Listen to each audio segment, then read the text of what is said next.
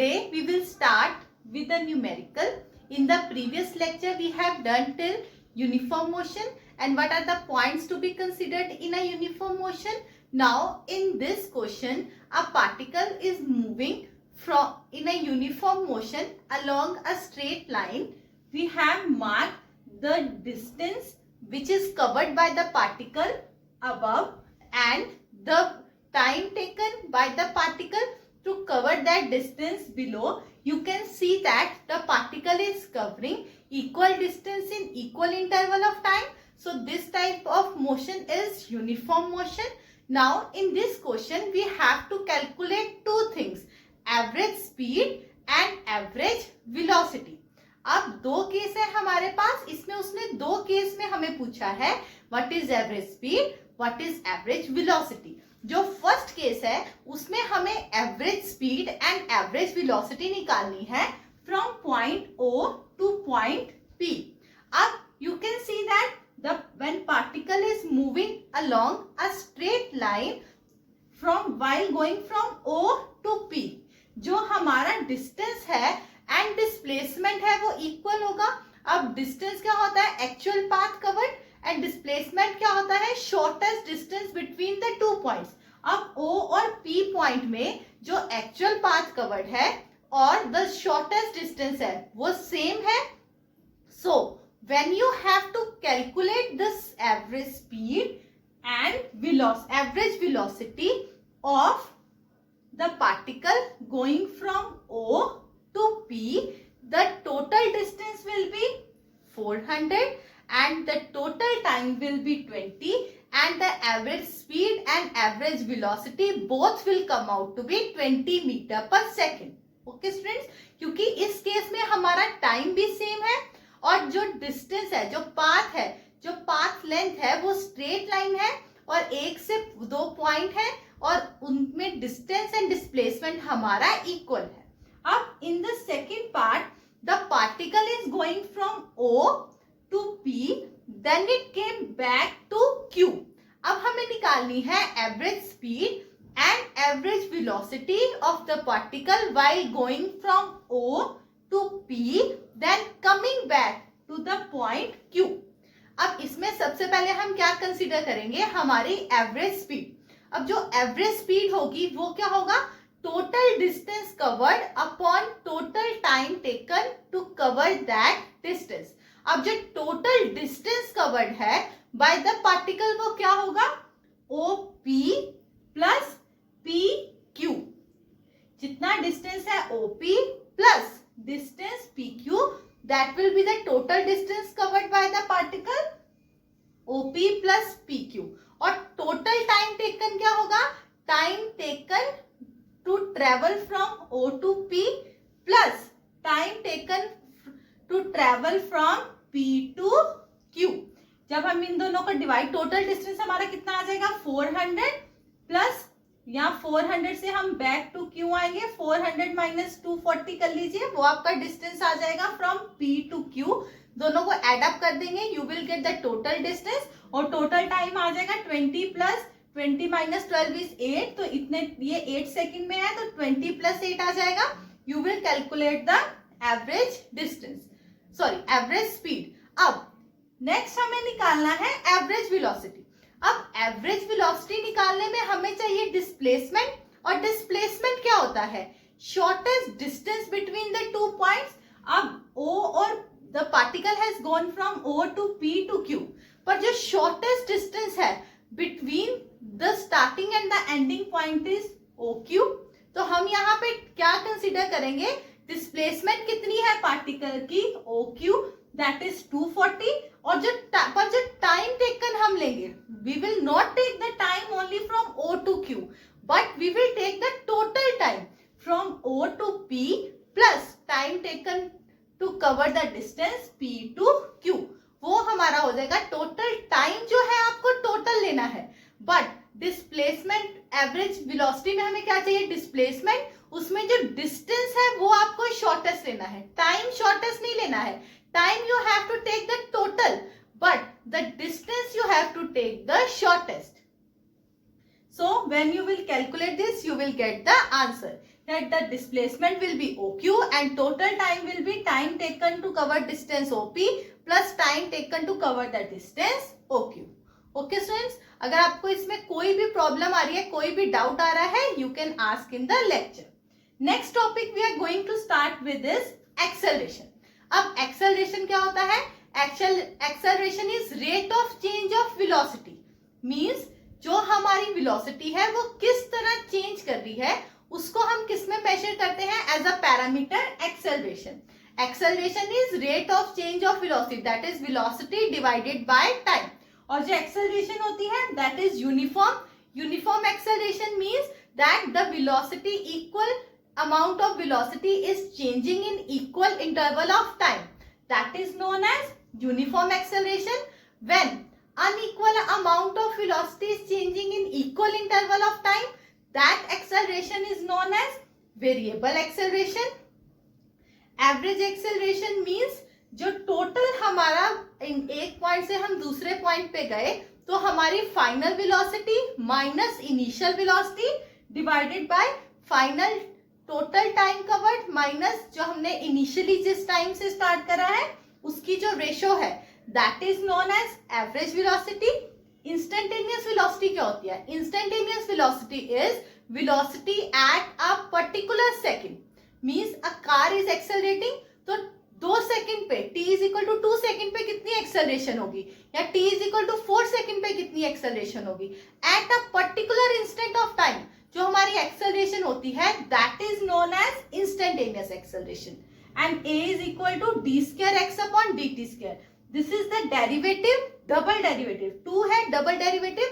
This we will study in the next part. We will do the derivative. Okay.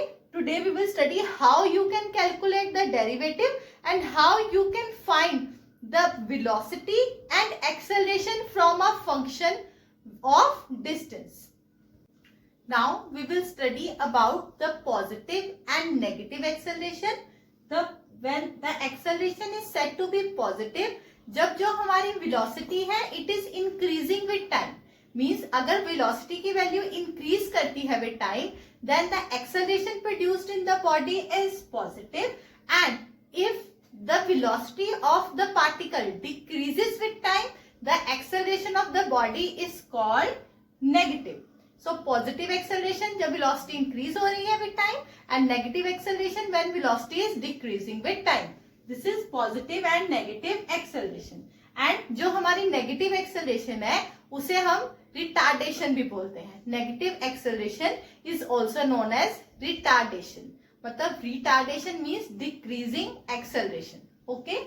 Now next we have to study the derivatives. इसमें mainly आपके अभी 2 formulas use होंगे. The first formula is known as the power formula. Power formula में क्या है? अगर आपको derivative निकालना है of x raise to power n. यहाँ पे स्टूडेंट्स आपको जिस वेरिएबल का डेरिवेटिव निकालना है वो उसकी पावर क्या है? n. तो जो उसका हम डेरिवेटिव ओपन करेंगे it will come out to be n x raise to power n minus 1. Means जो उस वेरिएबल की पावर होगी that power will be multiplied in the front and x पे जो पावर है it will be decrease by 1. And the second formula is the derivative of a constant is 0. जब भी आपके पास कुछ कांस्टेंट वैल्यू होगी 1, 2, 3 कुछ भी न्यूमेरिक आपके पास कांस्टेंट है तो the value of the constant will be 0. Next we have a numerical. इस numerical से you will understand how to find the derivative. आज हम सिर्फ find करेंगे velocity तक और कल हम find करेंगे velocity and acceleration both. उससे आपको clarity हो जाएगी how to solve a derivative. अब देखो आपके पास है यहाँ पे x की value. Now this is the equation of the distance. We have to calculate in the first part, we have to calculate the velocity at t is equal to 0 second and t is equal to 2 second. That is we have to calculate the instantaneous velocity. Instantaneous velocity v is equal to dx upon dt. First of all we will substitute the value of x here. So v is equal to d upon dt of a plus bt square. whenever you have two terms, here we have two terms or three terms or many terms which are separated by either plus sign or minus sign. In that case, the derivative will be individually multiplied with all of them. Means यहाँ आपके पास आ जाएगा dA upon dt plus d upon dt of bt square. अब a हमारा क्या है? Constant. हमने पीछे क्या पढ़ा कि जो derivative of a constant is always zero. This is zero. यहाँ पे देखो जो हमारा t है it is variable because the derivative is occurring with respect to t. So यहाँ पे t स्क्वायर हमारा क्या है? वेरिएबल. बट जो b है हमारा कांस्टेंट है. सो constant always come out of the derivative if it is multiplied with variable. अगर अकेला कांस्टेंट हो तो उसका डेरिवेटिव जीरो आ जाएगा. पर अगर हमारा कांस्टेंट मल्टीप्लाई हो रहा है with some variable then that constant will come out of the derivative. So we will have plus b d upon dt ऑफ t स्क्वायर. अब यहाँ पे कौन सा फॉर्मूला लगेगा? हमने पढ़ा था पावर फॉर्मूला. अब पावर फॉर्मूला में हमारा डेरिवेटिव कैसे सोल्व होगा? The power comes in front. We will have 2t and 1 is decreased from the power 2 minus 1. So we will get b into 2t1 or 2bt. This is the value of instantaneous velocity. जब आपको t is equal to 0 second पे निकालना है put t is equal to 0. जब t is equal to 2 second पे निकालना है put t is equal to 2. So this is the first part in which you have to calculate the velocity at t is equal to 0 second and t is equal to 2 second. So this is the part in which you have to calculate the velocity at t is equal to 0 second and t is equal to 2 second. And now in the second part you have to calculate the average velocity from t is equal to 2 second to t is equal to 4 second. Now in this you have to calculate the average velocity.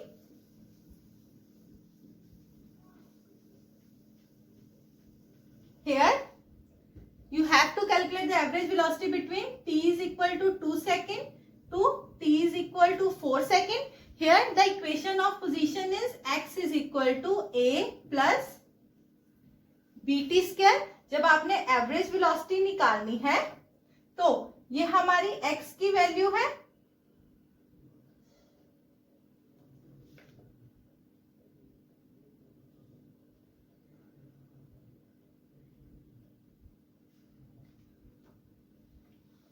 अब आपको क्या find out करना है? अब आपको find out करना है average velocity from t is equal to 2 second to t is equal to 4 second. सबसे पहले हम क्या करेंगे? We will find out the distance at t is equal to 2 second and t is equal to 4 second.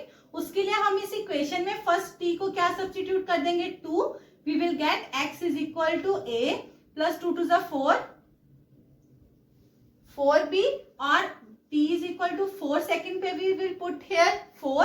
We will get x is equal to a plus 16b और average velocity हमारे पास क्या होगी? v average is equal to this is x2, this is x1, x2 minus x1 upon t2 minus t1. Substitute these values and you will get the answer.